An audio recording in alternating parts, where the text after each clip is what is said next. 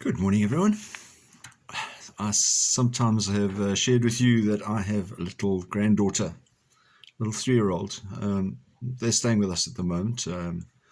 And she's generally a very sweet little kid and very responsive and quite bright and very responsive and brings us a lot of joy and really has a wonderful laugh.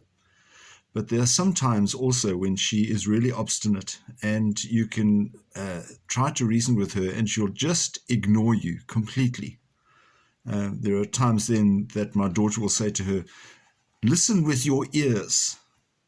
And sometimes we might say, what else would she listen with other than her ears?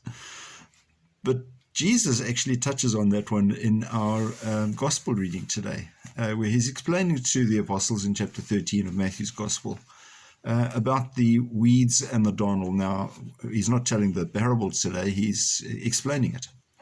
And we know what it's all about. The servants sow some good good seeds, and at night time the thieves come and sow some bad seeds amongst them. And so when it starts growing, then there are weeds growing up amongst the good wheat. And the servants say, "What should we do?" And the Lord says, "Well, no, just leave it.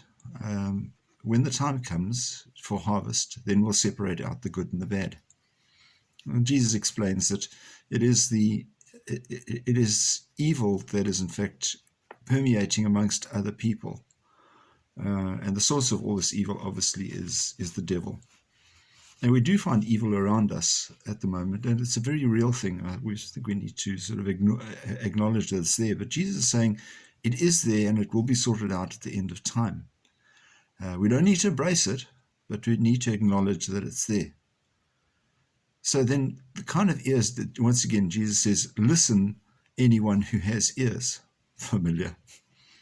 Listen with the ears of the Spirit, because that is ultimately who we are answerable to. We ultimately are going to be standing before our Maker, and the decision will be made, are we in fact the wheat, or have we joined in with the weeds?